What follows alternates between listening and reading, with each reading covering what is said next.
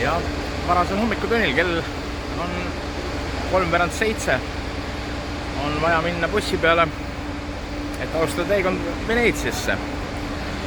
See on kindlasti olulisemaid sündmusi siin ja buss number 20 kohe peaks viima siis meid kõigepealt Trieste raudteejaama juurde ja sealt siis loodetavasti juba rongi peale jõudes asume teele Veneetsiasse.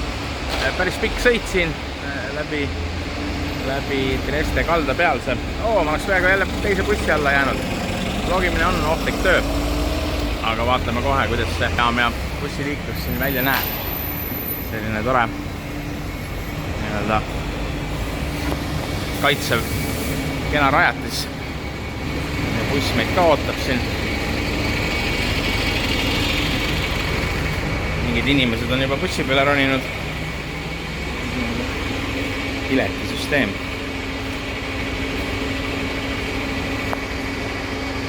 Kümne korra pilet, mis tuleb siis iga kord registreerida. Vaatame, kuidas meil see õnnestub.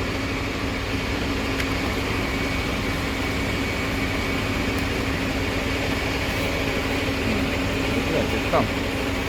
Vaatame, mis ta nüüd teeb siis. 3. sõit.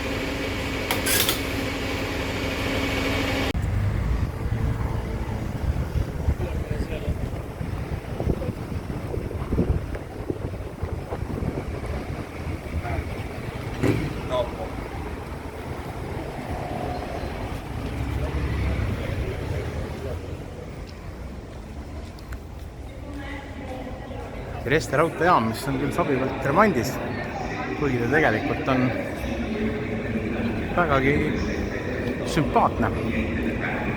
Ütleme, suursugune mõistlikkus mõõtmes. Nagu kogu Trieste.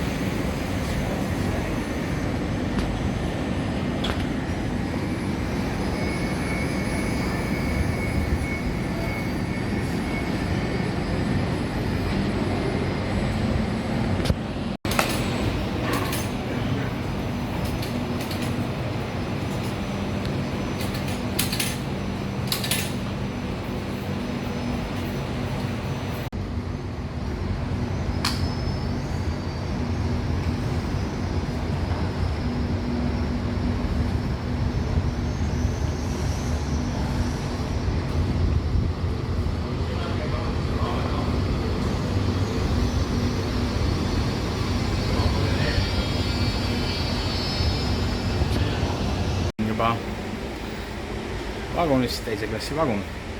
Tegelikult väga mugav. Mõnusad sellised otse kui sportauto istmed. Ja piisavalt jalaruumi ka. Tuleb valida õige pool. See pool, kus on meri ja kus ei ole päikest.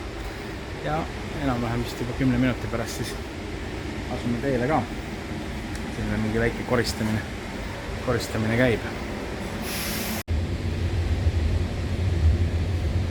Ja jah, taani ka paistab.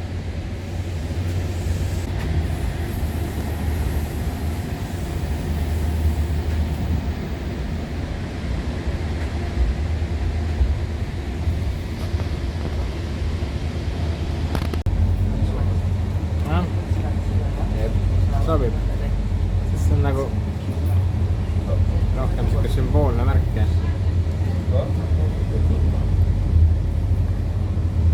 Teile saab mingit ülikallist mahla osta on mõtet, ma ostan midagi paremat kuskilt mõnelt, eks.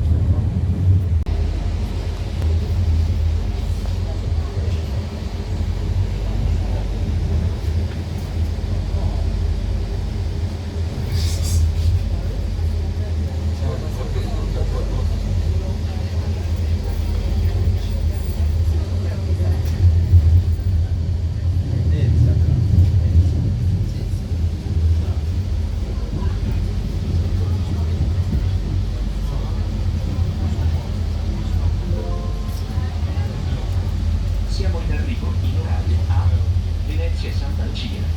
Vi raccomandiamo prudenza nella discesa dal treno. We are now arriving on time in Venezia e Sant'Alcia. We advise you to be careful while getting off the train.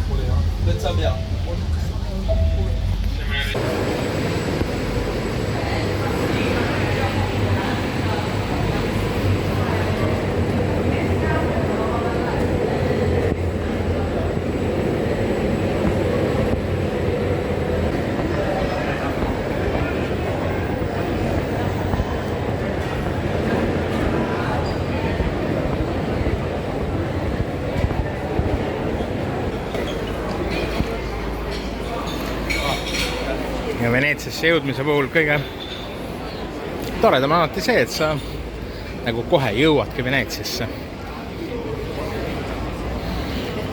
Pole vähimatki kahtlust. Õutejaama saginast välja ja siin me nagu olemegi. Palun, Veneetsia.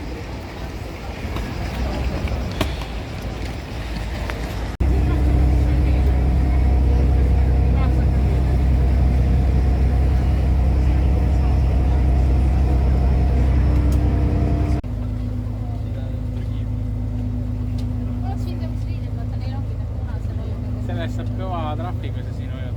Ei, ma ei tahtnud ujuda, ma tahtsin riietada.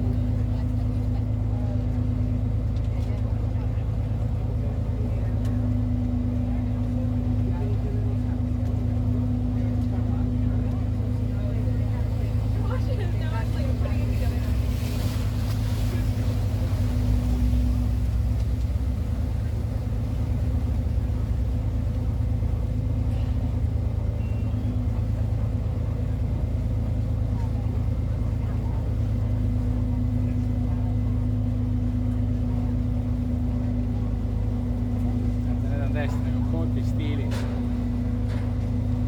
Osad elemendid, osad on araabia stiili jäljendavad ja siin on, need on veel keskaegsed paleed. Tavaliselt päris hiiglaslikud ka.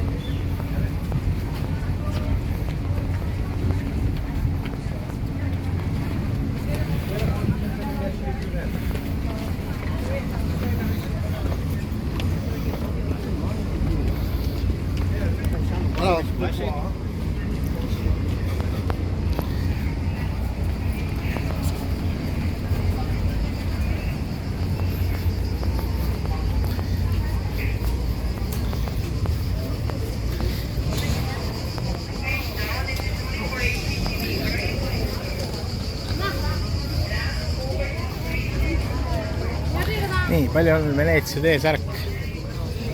Mul on vaja T-särki. Ja palju siis maksab?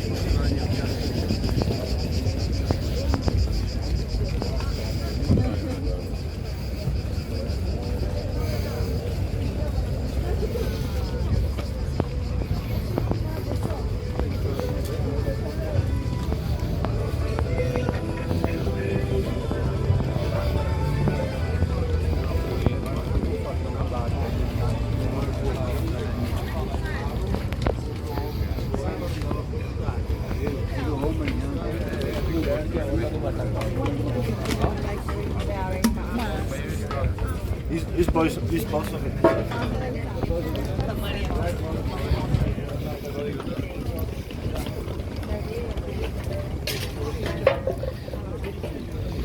Sõnaga ja Markuse väljakule kohe jõudmas. Siin natuke melu. Veneetsia puhul täiesti ootuspärane. Ja kell on kuskil saamas, ma oletan kuskil kell on saamas 11. Temperatuur tublid 34 kraadi. Tundub nagu 38, nii nad ütlevad. Aga loomulikult õnneks on laguun, õnneks on kanalid. See annab nagu natukene lohutust. Ja siin siis põhivaated.